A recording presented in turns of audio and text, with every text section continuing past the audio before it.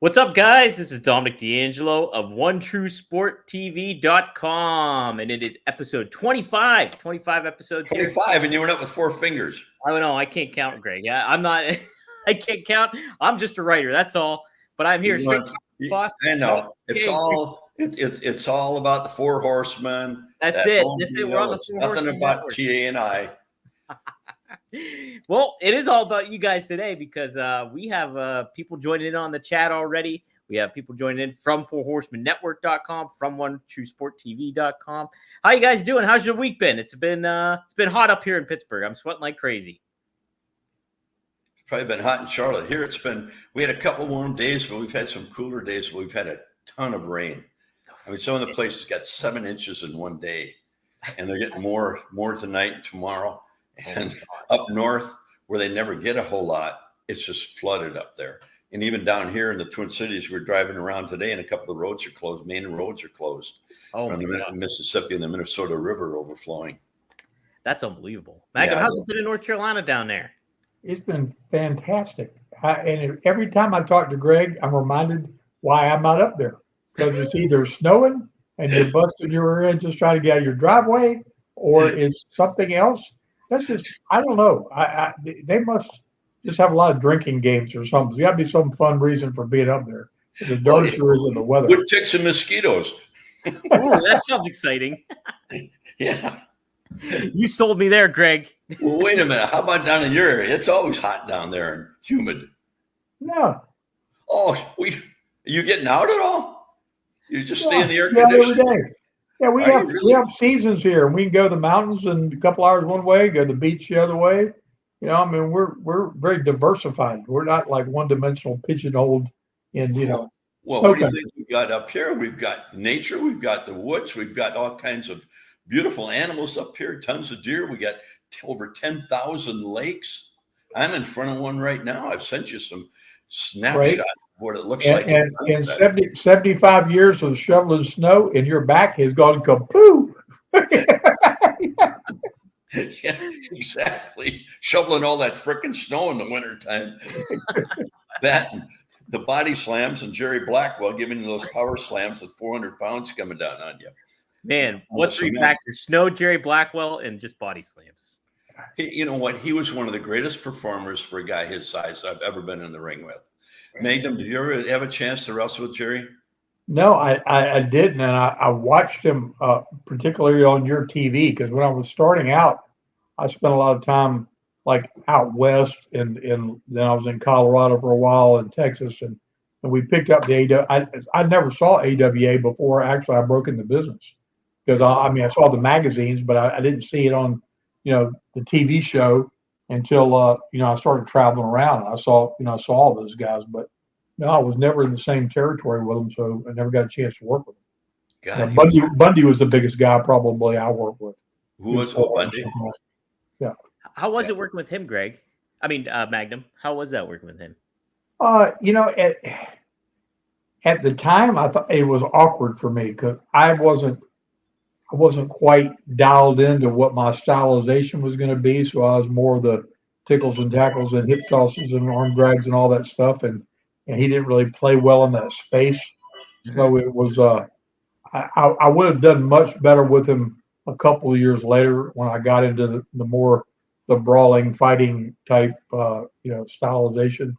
But he was certainly a great big man. I mean, he was money.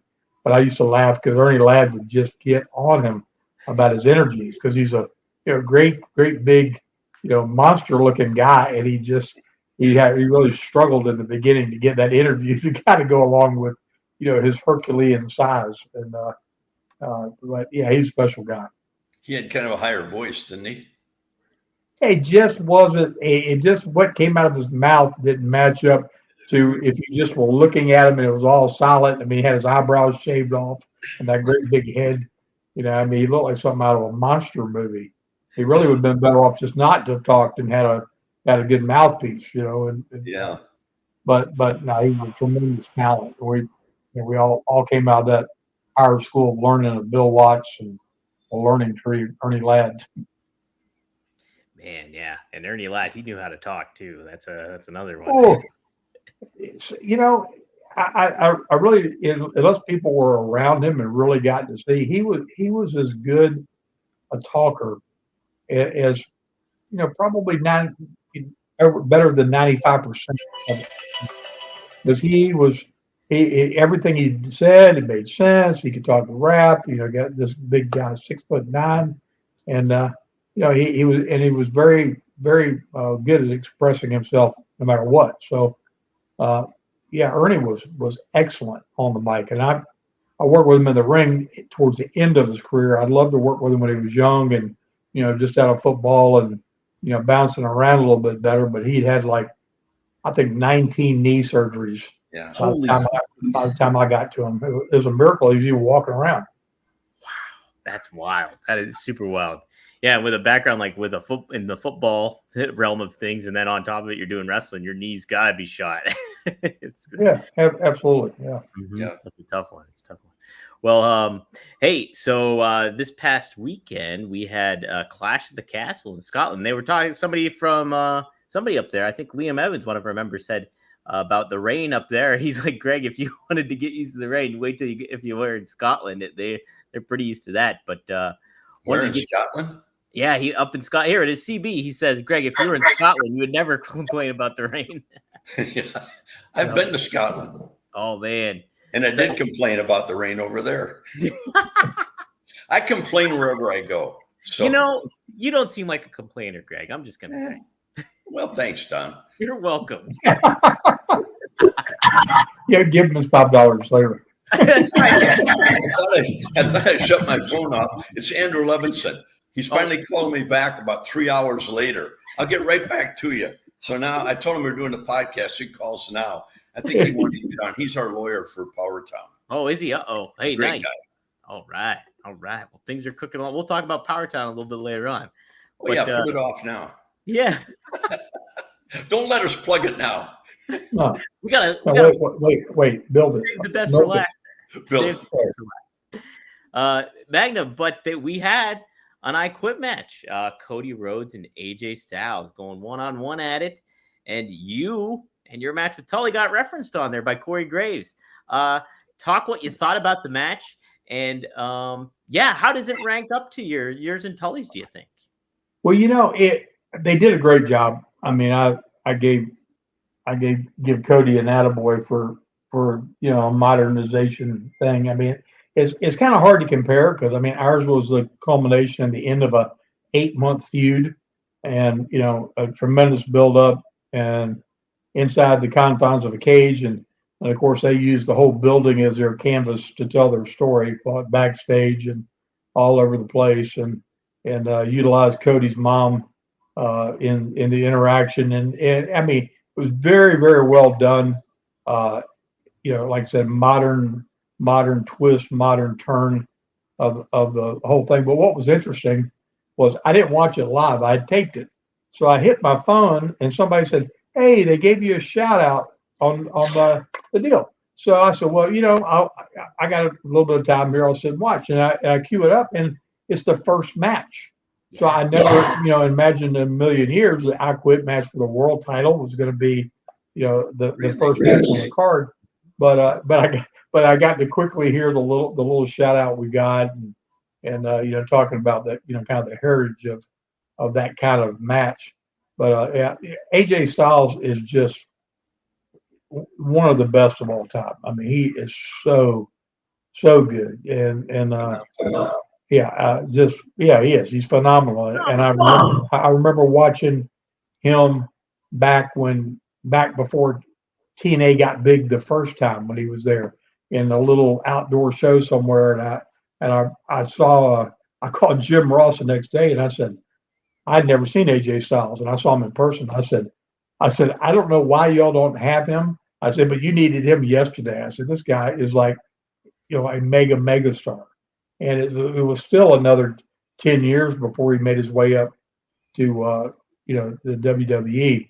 But it was excellent, and Cody has just really showed the depth of what he's got to offer as a performer. I mean, he is so multi-talented and so gifted in every single area you need to be representing the company as a champion. That I think he's setting a new bar. It's like he's doing a clinic because people say, "Oh, babyface can't roll in that role, but so long, blah blah blah blah." And he's keeping it real and keeping things edgy and keeping it exciting. And I could be more proud of it. I mean, I think he's done an amazing job. Yeah. Greg, let's get your perspective. Did you get to see the match? If not, all what I do you got to think see of was AJ a little Styles? part of it. Same Only thing. part- I didn't know it would be the first match on the Yeah. deal. Wow. So I just caught kind of the tail end of it.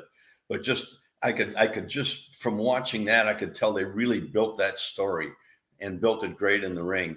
And TA hit it on the head. I mean, when you have two talents like that in the ring that know how to tell a story and don't rush everything, and everything they did meant something in the ring, and they sold it and they delivered it. And I'll tell you what, it's fun to watch wrestling again when you see matches like that. Yes, it is. It really is. Yeah.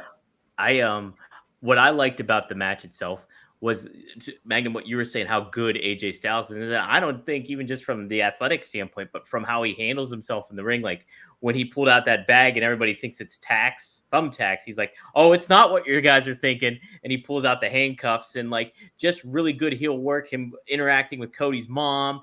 And then I thought on top of it too, this gave me way more confidence in WWE's ability to keep Cody as a big baby face, the face of the company, I think, in a lot of ways, because he was really able to convey like fighting from underneath, going from there, and like you just have to have a really, really good heel to complement him too. And I think they can make that work for the long term. And I don't think the crowd will turn on Cody, even though he is like this white meat baby face kind of thing. So I think it's really, so amazing how they have blurred the lines of everybody knows this is a work.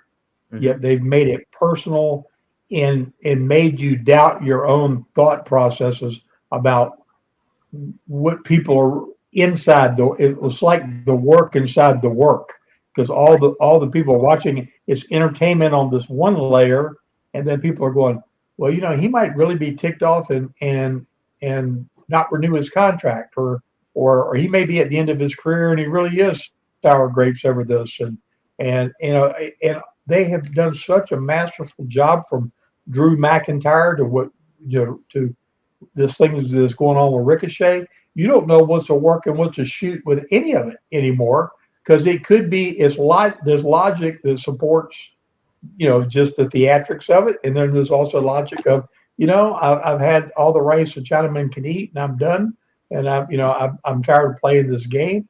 It's smart. It's just most creative, out of the box thinking booking that I think I've ever seen anybody do in an era where kayfabe's been dead for 30 plus years, and yet they still captured my imagination because I can't figure it out, and I'm halfway smart some days. Well, you're talking about Drew McIntyre. That's the one that caught me. He did an excellent job on that, and I said, "Fuck, I've had enough. I'm out. I'm done. I quit." That one got me. I was into that one. I was into the other one too, but like you say, they're really throwing some curveballs out there that really bring it back to the reality of the individual and how they really feel, right, and how they express themselves. And that, to me, when McIntyre walked out of it, I thought, man, that was fantastic. Mm-hmm. That was great. Yes. I hope he didn't leave for good, but maybe he really did. I think what's neat about it too is like they have this relationship with TNA, and so hey, could we see McIntyre show up in TNA now? Like it creates a lot of fan speculation when it comes to what's next for these stars that are these moving parts that are always coming around and things like that, and everything is really well thought out from top to bottom when it comes to WWE, and much better than it's been in the past, for sure. Yeah, absolutely. We got a super chat in here. Darren Atkinson says, Greg, how did you discover Tiffany Stratton? Obviously, we've talked about this, but give Dwayne a little heads up how you discovered her. Well, a good friend of mine called me one day, John Jefferson, and he said, this family, they're good friends of mine, and their daughter is a gymnast. She's been a weightlifter. She wants to be a bodybuilder, but she really wants to be a wrestler. Would you train her? I said, oh God, I'm 74 at the time. I said, let me see what they've got. And I went over to Ken Anderson's gym, and he had a couple of young guys that really impressed me.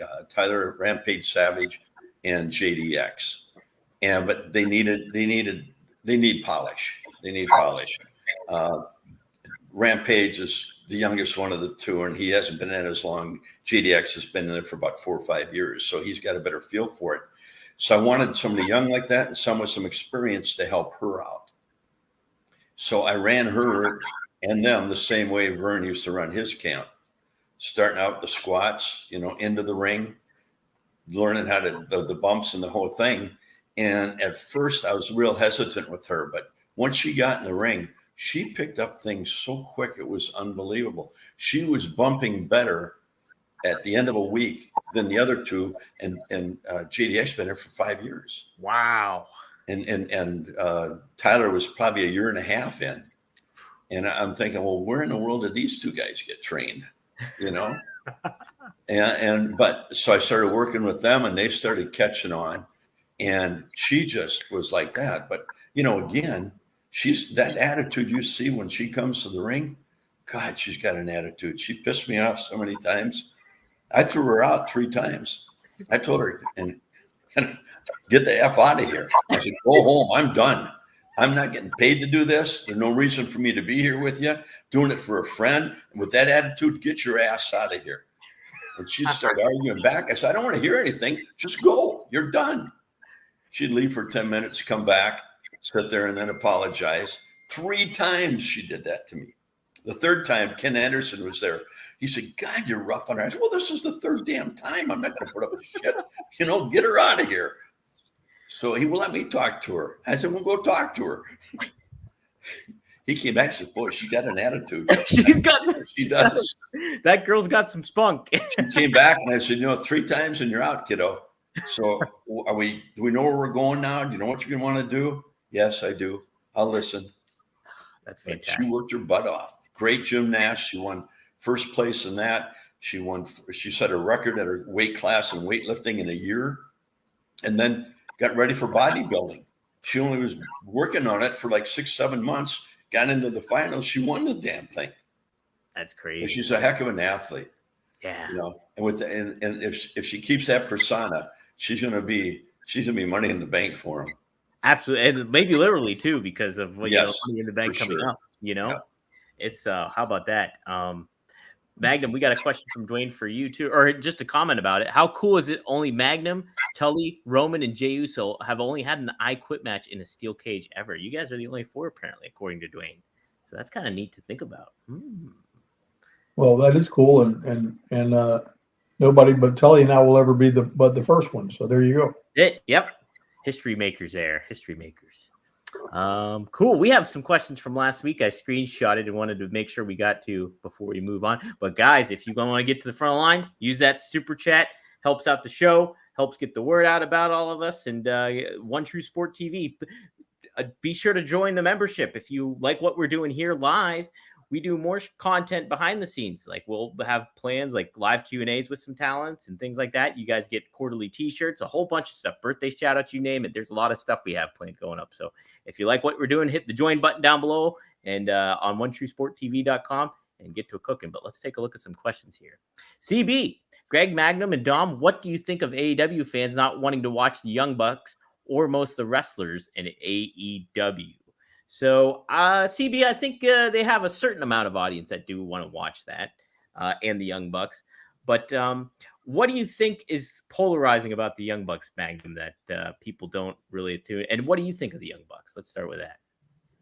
I think they're super talented and like kind of pop icons kind of status. I mean, they do what they think is best for business for the company at the time. I mean, they just turned themselves heels. They weren't heels. And they just turned themselves heels because they figured that was the best spot for them, the best thing to do in there. And they're really excellent at it. I of all the things that go on there, really, they're one group that I really don't have any adverse things to say anything about because, they understand psychology. They understand how to get heat. They're great improvisational heels. I mean, I know they think about things ahead of time and whatnot, but they know how to play the moment, really, really well. And, I mean, they could fit in a WWE program, like that if they wanted to. But they've been so successful the way they've marketed themselves and all the things that they've done inside and outside of wrestling that, some people may and may not be aware of. But I mean, those kids are very smart, business minded guys. And I've got a lot of respect for them because, when you take a business entrepreneurial mind and think about, a brand, building a brand, not just your in-ring work and those things, and know how to embrace your strong points. Don't try to be something you're not. Then, you know, they're, they're really cookie cutter. They could have been successful in any era. They're that diverse.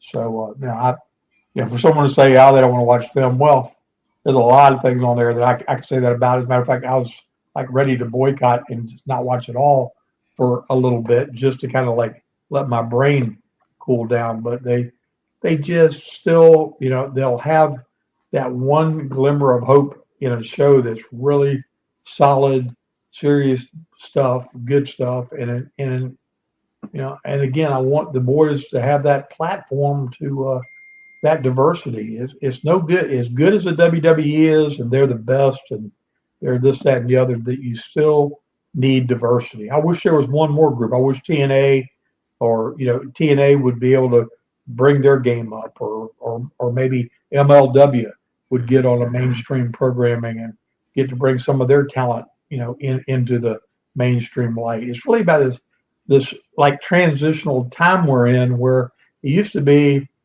if you weren't on the Superstation or you weren't on USA Network, you weren't in the game. And now today, with all these other platforms where you can be seen, I don't know that the NWA's quite cracked the code on it, but I think some of these other guys are kind of figuring it out, and figuring how to reach a worldwide market in a different perspective, and not try to be the AAA club, try to be an alternative. And I think we're going to see more and more of that kind of grow up to replace what was the territories, back in the day, because we live in a world where social media and what you can watch on your phone and all the things you can interact with differently than we've ever been able to do in the history of the world are part and parcel of how we entertain ourselves. So why not capitalize on that, brace it, lean into it, and make it work? Yeah, I agree. Completely. I'll agree with basically all of that too. Greg, what do you think? What your thoughts on the Young Bucks and anything else that? Well, I agree with TA on most of it, and I have a little different outlook, I guess, on TNA. The Young Bucks, to me, they've got potential to be a great team. What I see from, the way I was brought up throughout the sport, and watching a match like Cody and AJ had, where they told a story. AEW, to me, doesn't tell a story in the ring. Everything is boom, boom, boom, boom, boom, boom, boom, boom, boom. You can't follow it. It's for the people out there watching it. It's like you have to slow it down so they can absorb every move, every home. But they come so fast, you can't react to it. And those two guys, they could do it. Oh yeah. And I've watched them, and when they do slow it down, they get more response. But the other team doesn't know how to do that, and they kind of zap out of it. Right. It used to be less was more. If you did it right. Yes. And I really, their whole show to me, AEW is just the pace. I can't follow it. I can't follow it. Some of the guys, they really need some help with the structure of their interviews. Some of them. Some of the veterans are pretty good, but some of the other ones, they get too far out and too too much, not a classy interview. You mentioned that. Yeah. If you know what I mean. I know what you mean. I'm not trying to, absolutely down completely, but they really need somebody there to help the talent structure their interviews better. Yeah. Didn't we just get a new guy coming to the fold for AEW that was a former? Was it Dave Zahadi? There's some new hire that they were just showing on social media in the last several days. That's come to work there. That's part of his wheelhouse. Is kind of what we're talking about. Kind of what maybe producer Robert knows. I'm not too sure. I know Dave Zahadi left TNA, I think, and maybe he went to AEW. I'm not positive on that. Dave Zahadi, he used to work with WWE, and I know he's been a big part of TNA too. That might be the name. I know it was somebody that transitioned, around.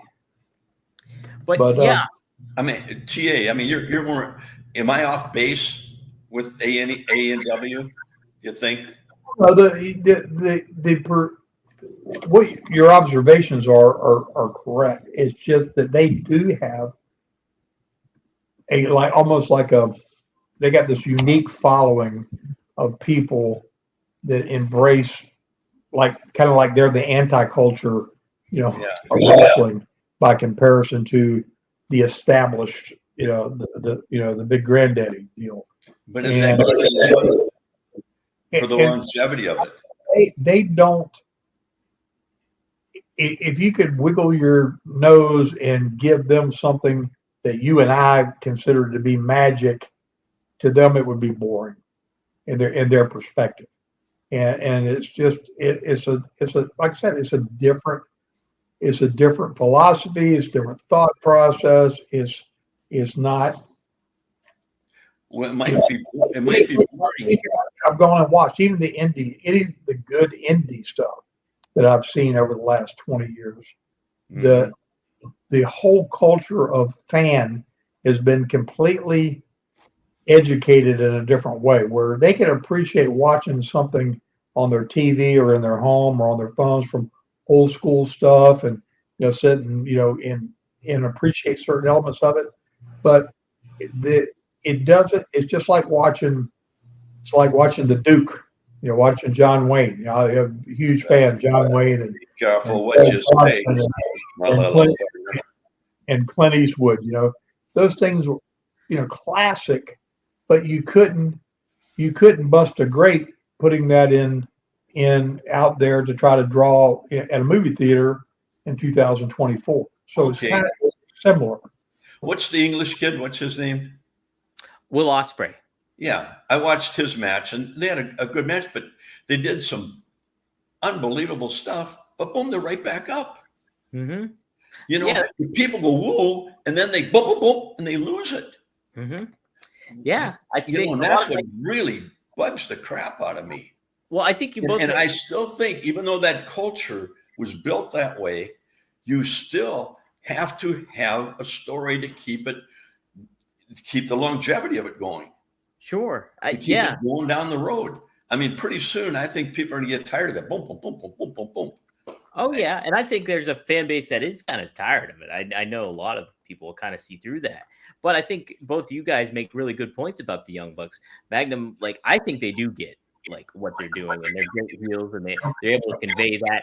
And they lean into some of the aspects of what bugs the older demographic about wrestling, and they kind of play into that. But I think from the grand scheme of it all, you get them in the ring with some other guys that are veterans or that wrestle a different style of match, they can accommodate for that. But Greg, to your point, there's also the aspect when they wrestle these younger guys, they all get caught up in that motion of, hey, okay, boom, boom, boom, boom, boom, and things might not make a little bit more sense. Slow them down and lead them through it. I mean, look at Samoa Joe. Yes, Samoa Joe is a really good example. Everything is boom, boom, boom. The story. Yeah. And it slows down. And the big guy like him, he sells. Yeah. And gets the people involved. Yes. And did you happen to catch any other sport? It's an emotional thing. It is. If your hockey team is really going, like the Stanley Cup's going and Edmonton's playing. You have to get those people in it. Mm-hmm. And it's no different than any other sport. Right. And wrestling too. They have to be able to follow the storyline. You definitely do. What are we gonna say? Well, let's talk about botches. Let's talk about what happens when you have a botch. Let's talk about when your superstar goes to leap like a gazelle over the top rope and bust their ass right before they're going to make a comeback. Yeah. So those things happen. They've happened throughout the history of the business. Mm-hmm. And learning how to snap back out of that is part of your professional 101 classes. And poor Jade Carhill got a real big mouthful of that as she made her comeback in that women's 6-man match. But to her credit, she got right up and dusted it off and kept it moving. And I was happy to see that. And I hope they keep that tag team closely knit, because that's the way she's going to grow. Yeah. I mean, Bianca Belair knows her whereabouts in the ring, on the mic, around the arena, like she's been doing it for 100 years. She's that good. So they need those two to stay like that. But then just to the same perspective, Braun Breaker jumps up to do the Frankensteiner and busts his ass, right? Right? I will say, I think it's a little corny if you're a badass that you got to have badass written on your tights. That's a good point. If you're a badass, you're not going to have that. Read my style. You had it on yours, didn't you? Yeah. Oh, I've heard the stories. Yeah. But anyway, you saw that, right? You saw him jump up and and again, those moves, those things, they're amazing, but they are high risk. Mm-hmm. And I almost think it's good that it happens now and then, because then it doesn't look so packed. Then it looks like somebody, went for all the gusto and it didn't. And it was like, and thank God the guy didn't take a bump. He didn't go flying off the top and kind of flip. I know Greg's seen the times when somebody's missed somebody with a drop kick by 6 inches and the guy took the bump out of the ring and you want to go, grab him by the collar and have a talk with him. But, but the other night like that. But when something goes wrong and somebody professional enough to just keep it going and recoup and carry it on, that's part of the business, because it isn't always just perfect. Mm-hmm. It's not. It's on, yeah. Greg, you said you saw something the other night. Was that on TV or was that at it was on TV. Yeah. Missed the drop kick by about that much. And oh my gosh. Yeah. Flew out of the ring. Jeez. I bet that would cause you to do a drop kick. I just turned the channel after that one. Yeah. Instagram, a wrestling historian. I went back to a John Wayne movie. You did. Turned it back to The Quiet Man. Yeah. Canadian $5. Thanks for Instagram wrestling historian. Mr. Gagne, who was the best AWA champion besides your dad, and who was the worst in your opinion? Thank you. Ooh, who's the best? Yeah, besides your dad. Well, you have to say Nick Bockwinkel. I was gonna say that, yeah. The worst, I never, anybody that had it really wasn't, you could say they were bad. Mm-hmm. I mean, Crusher had it, but he was a whole different style. And even when he was champion, he wrestled that style. He wasn't the greatest in the ring, but his style was so over, and he was the people were so with him because he was the average guy beer drinker. He was he'd bring out the keg of beer and all that and have the sunglasses with one glass knocked off, cigar in his mouth, and out dancing with Wanda all night, his 250-pound Polish gal. That's what he used to call her. And Wanda, and they would do the polka all night. But he related to the average guy out there. Mm-hmm. And even though he wasn't sensational in the ring, he still was so believable in what he did that he could get away with more than, the average wrestler could, or a better wrestler. Well, how about from a connection standpoint, connection with the fans? Would it be somebody like a Rick Martel or somebody that necessarily? Crusher? No, as a world champ AWA. Oh, Rick had a tough. Rick had Rick a had a tough time relating to the people. Sure. Was there like, He was great in the ring and had Mhm. a great look, but Is there another one I that don't think they bought him as a champion. Yeah. I hate to say it because I like Rick a lot and he was a great performer. It just, with the talent that was in the AWA, you guys got, Ray Stevens, Pat Patterson, Bachman, Bobby Heenan, Duncombe Lanza, Blackwell in the Sheik and Patera and I mean, the cast was so big. It's like, I think the Crockett territory and the AWA territory had the best talent from top to bottom of anybody in the country. Right. I mean, we had guys that main events wrestling on the opening match and having, now second match, you got to go out and try to follow that. Right. So you really had to watch and be careful. But when you're surrounded with that much talent all the time, you learn a lot, and you learn a lot of the psychology and everything. And, I can't, I'd have to say probably Rick was probably the weakest link of the group. Mad Dog was a champion. I mean, people bought him. I mean, he was a maniac, I mean, he was, you were afraid to get in the ring with him, and that was no BS. He never knew what was going to happen with him. Unpredictable. All right, let's get a couple other questions in here. Let's do this one. In Jason Hawkins, in 1984 to 85, when the AWA and JCP ran some shows together, did you guys get to interact much in the dressing room at Super Clash? Did you guys cross paths back? Do you guys remember crossing paths back then? With who? With you and Magnum at Super Clash. Yeah, we crossed paths when we were in Chicago. Yeah. I mean, he was getting ready for his match. We were getting ready for ours, but I always went out and watched the matches. Yeah. I mean, that was one thing that Vern insisted we do: watch the matches, don't duplicate, and learn. And you can learn from everybody. I had a tough time learning from Magnum though, but I got a couple little things. Magnum, did you blow Greg off? Did you do the guy? Oh, he did. Yeah, he walked right by me. Yeah. I don't remember him being there, to be honest with you. I'm a big shot tonight. I'm wrestling Flair. I'm not going to talk to him. The Gagne over there. Greg, you. I thought he was there to bring the jackets back. I didn't know he's in the ring. You weren't aware of anybody else, but you and Rick. That was it, man. Here we come. We're going to show those AWA guys tonight. Yes, I love it. I want a feud to keep going with you guys. Doug Myers, please, Greg, go upstairs and find your international television belt and show us, please. We got right now. That right? Do you have? No, we can wait. no, not right now. No, we'll wait on it. I thought he wanted me to go now. Laura. Let's see what else we got here. If we got another good one. Here we go. Greg and Magnum. Why did the NWA not bring back the U.S. Heavyweight Championship as the WCW Championship? Was not technically recognized as an NWA title after the company because WCW then cut off. So, Magnum, is that familiar to you? Why did they not keep that lineage, I guess, with those titles? I think I have my opinion, and it's just that the whole tie that the NWA had, and when it was truly a governing body, was something that had long, been like broken up, because you used to have to get the vote of all the members of the NWA board to get the thumbs up to represent as the champion.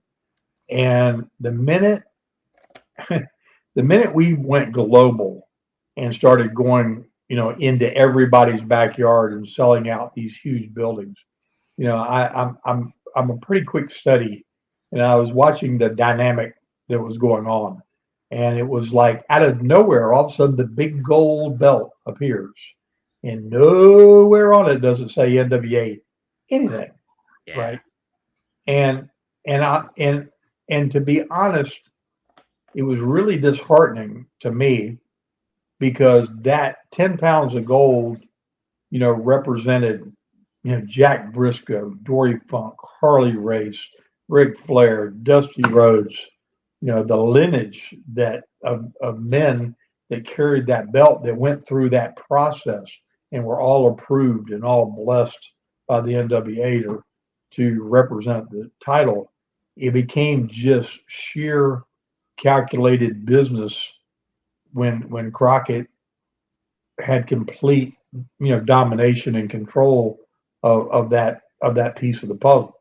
So, anything that said NWA, I mean, WCW was the name of a stinking television show. It wasn't a wrestling organization with historical value and all the things that we prided ourselves talking about ad nauseum sometimes when comparing ourselves to like the WWE. Because I mean, you could trace the NWA back to John Hackenschmidt and the real true blood and guts of the history of the sport.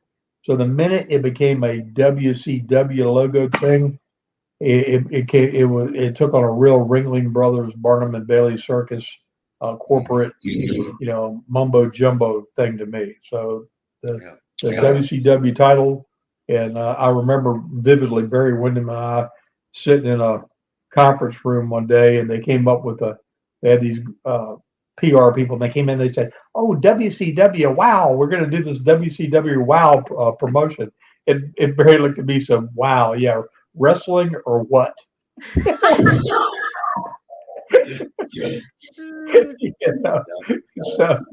So yeah, I mean, it really, the AWA heritage, the old WWF still had heritage. NWA, the deepest roots of heritage, and everything that spun out afterwards has just been a commercialization, and the most successful, business anybody has ever been able to make out of this, entertainment value, whatever you want to call it.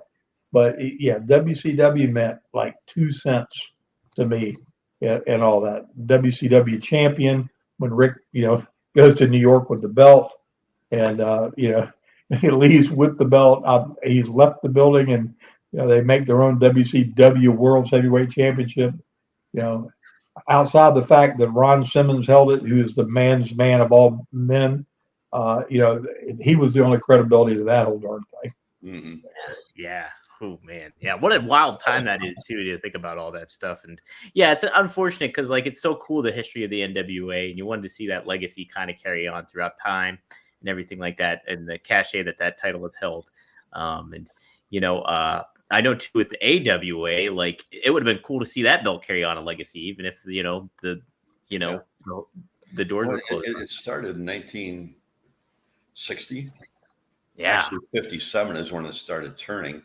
Vern took over, and then he expanded the TV market. Yeah, and Gene Kaninsky was champion. I mean, Gene was the only one I think that held the NWA belt and the AWA belt, and he may have held the WWF belt at one time too. I'm not sure on that, but I thought he was the only one that ever had the 3 championships. Yeah, I don't think the few that had both of them, the AWA and the NWA. And the heritage of that and the way it was built out was built through wrestling, and that was Vern's format. And I was thinking before we went on the air today, and I wanted to talk about one person who wasn't a pro wrestler. Okay. But meant so much to wrestling in itself. And that was Dan Gable. Yeah. And I'm going to be inducted into the Waterloo Hall of Fame. TA's already been inducted in there coming in July. And I remember, and I was looking back today and I was thinking, about wrestling and stuff, professional wrestling and the amateur wrestling. So in 1972, I'm at the Olympics with Patera in Munich. Vern had sponsored Patera, and Dan Gable was wrestling. And I went and watched all his matches. And he psyched out so many people. He was in such phenomenal condition. I watched him wrestle this kid. He beat him, in the second fall, pinned him. Next, we're coming up the Russians. So they come out, Dan Gable, he's got a sweatsuit on, and he ran laps around the arena for every Russian match. Wow. You can imagine how many laps he made around there. And he'd just look up at him as he'd run by. And he had these guys during their match, they're looking over at him. Man, that is a psych out. And he psyched everybody out. Plus, he was a phenomenal wrestler. Yeah. I mean, nobody could beat him. But his conditioning. Nobody scored 1 point on him the entire Olympics. Not 1 point. Not one. But he was phenomenal. I mean, I've never seen an athlete conditioned as well as he was. None. And I mean, he just psyched them out. He ate them up. He got on the mat with them, and you could tell. And the Russians weren't afraid of anybody. They would back off from him. That's awesome. Awesome. But I don't know why I went off on that tangent, but I was thinking about Dan today, and I was thinking about amateur wrestling and how Dan would have been a great pro, but he just was solid into that amateur stuff. And I wish he would have. Greg, did he have a personality for pro wrestling too? Like, would he have been able to like kind of convey and connect to the crowd? A different personality, Yeah. And I think it would have been so different that it would have been good. Yeah. Because he'd have done the same things that he did as an amateur. He'd wrestle on the second match. He'd come out and run laps around everybody. Thinking, what the hell is this guy doing out here? This guy's crazy. And the fans would get into that. Yeah. But he was so well schooled and such a great amateur wrestler, plus so well conditioned. I mean, I've never seen anybody in the world. I've been around a lot of great athletes that were conditioned like Dan Gable. Yeah. Nobody. Maybe TA. He's got it. What's cool too is Chad Gable took his name from Dan Gable for his wrestling. Yeah, okay. He's Chad Gable. I mean, he's doing a great job. Amazing job. Yeah, amazing. Yes. Yeah. Tough little shit. How about it too? He's not dead, guys. He did not die on Raw. Just to let you guys know, he's okay. We'll talk about that next week too, the whole Wyatt Six stuff. But I wanted to get your thoughts on this. Liam Evans presents a good question to both of you guys. He's a member of One True Sport, by the way. Liam, could you guys see Cody turning heel down the line? When would be a good time for that, Magnum? Is it way down the road, you think? Or do you think there is an opportunity at some point here that somebody's lined up to be the babyface against Cody as a heel? He could, but his sheer just look, his size plays better to be in that underdog, fighting from the bottom up, being tenacious and, because there's so many big guys in the WWE. I mean, Cody's not a little guy, but, at 220 pounds, when you're out there with 250 and 275 pound guys, you look the part. From the psychology perspective, absolutely he could do it. I mean, he could do it with a guy like Randy Orton, who, if Randy were to ever challenge him, which is going to happen at some point in time, it would be really like a way for him to hold on to the title, to try to fend Randy off. Because frankly, to me, he's the most solid, impressive, got all the right things, and the biggest he's ever been. That his things are so good in the ring that he's more devastating than Roman Reigns was. As great as Roman looked, everything else, Randy's stuff looks like he could, rip his head off and throw him out, throw him in the trash can. So to imagine Cody reaching some level of frustration that he has to take a shortcut to hold on to the thing and elevate Randy, to a crazy frenzy of everybody wanting really wanting him to beat Cody. It could happen, but it's all about money. Like how they're driving the merch, who's selling what, who's doing this. It's just like the Priest kid. Everybody said, "Oh well, man, why didn't they? They're over in Scotland, and Drew McIntyre's got the daggone pipe band out there, and the whole the whole country's come out to see him, get his due." But at the end of the day, that's a blink, and they're looking at the next, not just 3 months, 6 months. They're looking at the next years down the road, and seeing the investment they've got in people and where they could go, and they did the right thing because they need to keep growing that young heel, character, that this, carrying that strap, and it would have killed his rise. He would have taken time to come back from that. Whereas Drew is so embedded in this crazy Mr. Toad's Wild Ride with that I mean, it reminds me of like Jack Nicholson popping up out of a bad movie. And here, Here's yeah, CM Punk. here's CM Punk. And you don't even know why they've got heat. They've just got heat. They just don't like each other. They've just got the maddening thing going on that is really hard to wrap your head around. Why? So because CM Punk really didn't come in as a heel, but like he's become the heel. Yeah. The deal. You feel sorry for Drew. Like, do you think that's okay that he's kind of become a heel in this situation, CM Punk? In a way? It would be tough. I think. Mm-hmm. Possibility. When Tia was talking about Randy Orton, I mean, to me, there's nobody better in the ring than him. Yeah. And when you watch him, they used to tell us little is more if it's done right. Mm-hmm. And he does everything right. And he doesn't do a lot in the ring, but what he does, everything means something. Yes. And the people can really relate to that. Mm-hmm. And that's the way we were brought up.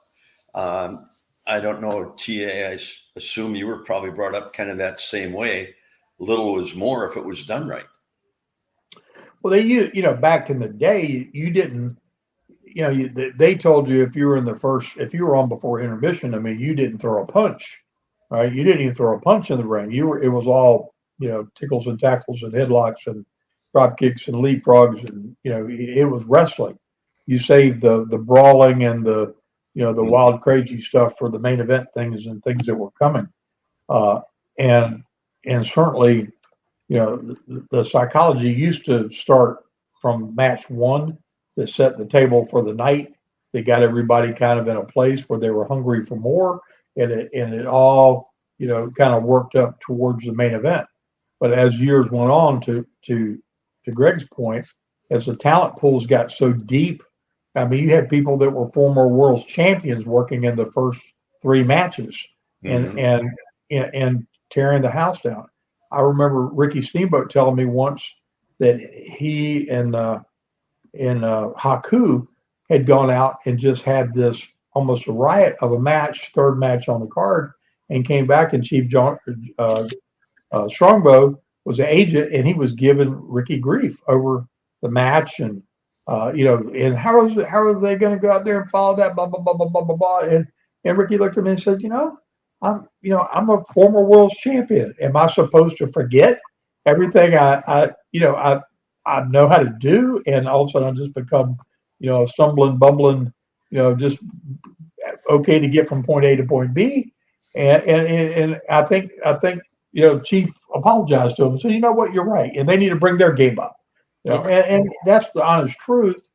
When you got a bunch of guys that can go, you don't have to go out there and cut somersaults off the hot wire and things like that. But if they're just having a great match and out there hustling and getting it, two guys that were absolutely stole the show every night in WCW for a while. And I don't think you were there yet, Greg, but maybe you were. But Rick Rude and Steamboat had a series in WCW where they were just killing it. Mm-hmm. It didn't matter where you put them on the card; nobody was going to follow it. Because Rude would bump and get back up and feed him so fast that it was just dynamic and was selling, but just that quick feed and just the poetry in motion that Steamboat was, but matched with that intensity and athleticism of Rude was just simply amazing. And so I go back, Steamboat is like one of the most masterful in-ring performers I've ever seen, and the psychology that he implements, you think, oh, it's just all this Lacucci stuff, but I mean, he really understands what it takes to get over, when to do it, why not to do it. I watched him stand at AEW and do a clinic for anybody that would listen backstage, and only like 2 guys were, but I mean, putting on a master class about pantomiming and selling and when it means something, when it doesn't. It was just phenomenal. It was like listening to Eddie Graham and people like Greg's dad, and all the great minds, all contained in this one skull. He was spitting it all out, and that's the mastery of the art, and it still can be, and it can still be magnificent, but there's only a handful of people still even interested in knowing it. That's insane. God, Ricky Steamboat, let's see. Oh, he was trained in our camp. Oh, yeah. He went through Vern, and then he came to the Carolinas and learned how to do all that other stuff. And I went with him too. He said that was the toughest camp. He said nothing but praises. Yeah. Same for Greg's dad and everything else. So. Yeah, he made his mark in professional wrestling without doubt. But I was thinking back when we were talking earlier, and when you talk about little is more. I was on Madison Square Garden. Maybe I told this story before, and it was Johnny Rods on the second match. And he was just, giant TV guy and that. But we went 14, 15 minutes, and we had the people standing. And when I came out, Vince Senior said to me, "What was that?" I said, "Well, that was a wrestling match." He said, "Well, how are my guys going to follow it?" And I said, "Well, that's their problem." It's your problem. But that was the difference between their presentation and what the NWA or the AWA would present to the audiences. And people really want to get into it. They really want to, buy into it. And if it's done right, it is such a great feeling when you can come out of the ring and just feel that, you did what you had to do in there, and that crowd just erupted. You emotionally got them involved, and that's what they want. Why do they go to a concert? To get involved in all that music. And this, to be able to get them emotionally involved in it. And that's why I think AEW now has lost that in a lot of their matches. Some of them they're okay, but most of them they're not, and they've lost that, and they don't get that added boost. Well, all I know is there's a lot more than just grumpy old me and you saying this, because I've listened to the Undertaker talk about them. I've listened to Busted Open. I've listened to a whole host of people that have drawn real money that know a thing or two or in and out, and the consensus is always the same. So it's like it just shows you that with deep pockets, you could do all kinds of things if you're creative. Yeah. I mean, and I can't imagine those deep pockets. I'd drown in those pockets. It's funny you brought up the Undertaker. I saw an interview of him the other night too, and it was just like what we've been talking. Yeah. No, that's what I'm saying. Yeah, he totally agrees. And they came from that era where everything was changing over, but they still know. And I think they're going about it a little bit much better in the WWE now than they were prior to the takeover. Absolutely, yeah. Okay, but I haven't watched TNA much. I didn't get a chance to get it for some reason. But AEW, I just really have a tough time watching them. A lot of people do now. It's tough to watch. And I don't know how. I guess if the pockets are deep enough, they can keep going. But eventually, if you got the numbers. Well, think about this dynamic too, Greg. How many guys have got a job that they're getting pretty serious jack? No, just think about the yin and yang of this. Yeah. So there's 100+ people, I'm sure, that are gainfully employed and taking care of families and paying their bills and doing the thing that they love to do, that without that they wouldn't be able to. So they are probably just as hypersensitive, protective of it as rather than falling on you know, the plea of, what could be better, what this, that, and the other. Because again, there's a lot of guys there that would just be indie wrestlers. And there's nothing wrong with being an indie wrestler. It's not a bad word. But in today's time, To make a that's living. a hard way to make a living. Yeah. You can't make it in the Indies. You're going to have to make it in one of the big organizations. Right. I mean, That's most people don't want to work at Piggly Wiggly and go wrestle on the weekend. That's not really cool. I mean, I'm not trying to knock AEW out of the deal completely, but if they need a little change, I think, to get the viewers back into it. Mm-hmm. I mean, they've got some really good talent down there, and that good talent, even, they still need to be directed. Yes. Mm-hmm. Or overseen. Yeah. Or helped. All just, that. Just a little more structure to what they're doing, and they can flip it like that. Right. I keep hearing constantly too, from what Magnum was saying, like wrestlers, that unbelievable that you wouldn't sit down. You wouldn't have a huge group of people taking advantage of Ricky Steamboat being backstage and giving advice on how to be a baby face and how to, and like and I would think everybody would want to listen to that, but some of them don't. Some of them do. And it's funny because I sat backstage and it was Nikita and I and Steamboat and Flair and two guys that I just met that night that work with the organization. When we were backstage for like 3.5 hours. We only went out when we went out to sit and watch Sting's match.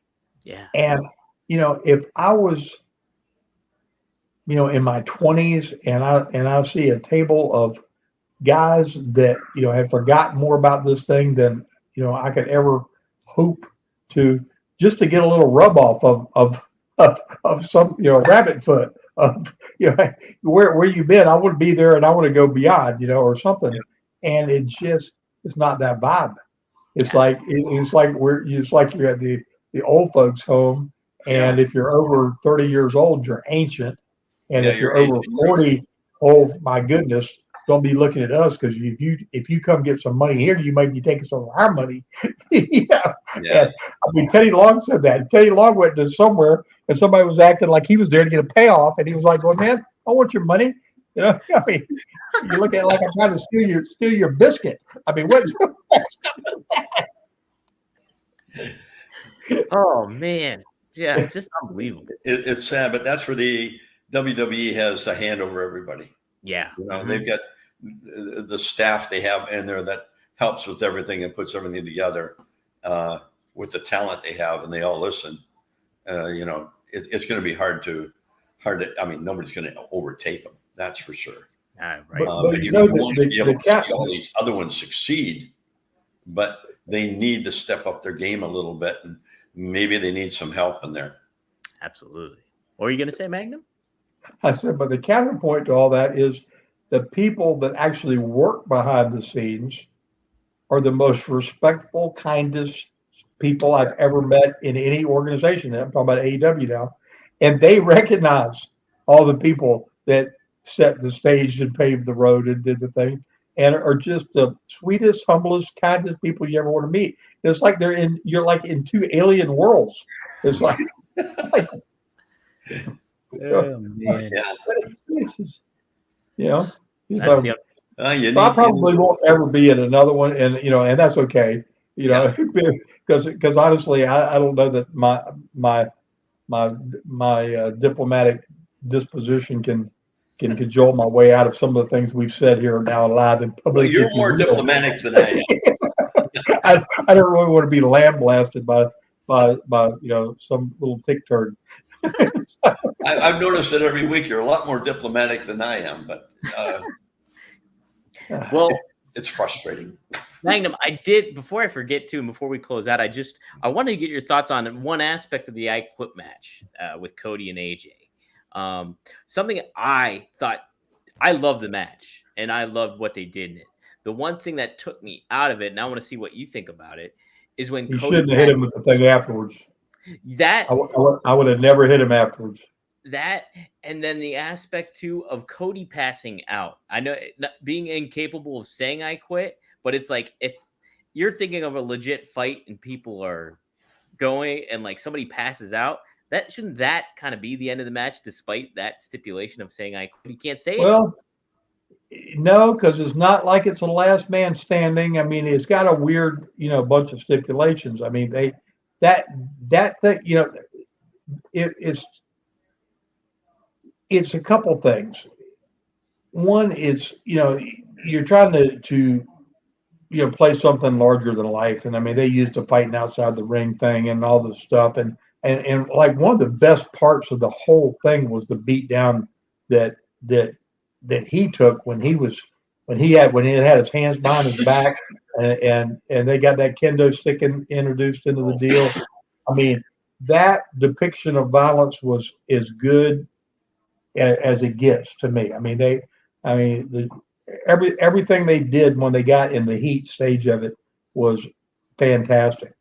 To me, and this has been being hyper, critical of anything, and I'm sure it was some creative reason, but the fact that he submitted, when he was chained in the corner, he had the thing up over his head, Mhm.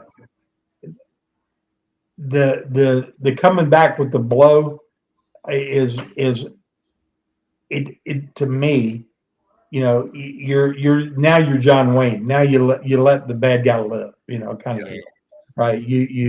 You got him to voice the words, and to me, just to get the pop, because it was like, oh, well, he's done. He was such a dastardly deal. Well, I've got him chained up now. I'm going to hit him with, I'm going to hit him over the head with the staircase.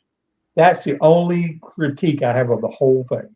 I would have, like wanted him to walk away like the old West, like, yeah, now and we're done, and you quit, and this is the end of the story, Mm-hmm. Yeah. Well, okay. If you say it's okay that he passed out, I'm approved of it. Then Yeah, I'm okay with you. I passed out because that just shows the brutality of what he went through. Right. Yeah. That was part of the storytelling, and it wasn't like, oh, well, he really lost. Well, no, he didn't really lose because he never said the words. Tully never said the words either. He just didn't like having that stake run through his head, and he couldn't get out anything but yes because it was one syllable. That's it. That's all it took. Well, you are the boss, Magnum. So John Wayne would have taken his handcuffs and jumped on the horse and rode into the sunset. Hey, before we ride off into the sunset here, any updates on what's going on at PowerTown, Magnum? Is there anything you want to reveal? So by the time this airs, we will be on the countdown to Ultras 2, going up on pre-sale, and is going to be dynamic. Can you give us a rundown? When people see these sculpts and see Wahoo and Jack and Dory and JYD and Kamala and Medusa, our first ultra female, they're going to be blown away. This is going to be really cool. It was delayed coming. We initially were going to launch them in January, February, and we ended up with some creative things we were trying to get up to our standards. So we pivoted over to TNA and came back to this. But this is going to be a really exciting lineup, and I can't wait for the fans to get a look at what these new figures are going to look like. I'm excited. And we did get a couple of AWA figures in there. Wahoo wrestled for us for a while, and Medusa. How about that? I kind of got bounced out of all that stuff, so I don't even know who's all coming out all the time. Well, I'm excited. I'm pumped. Guys, you can go to PowerTownWrestling.com or scan that QR code that you see right beside. And one quick thing. Yeah. Dominic, how come you don't have any of our figures behind you?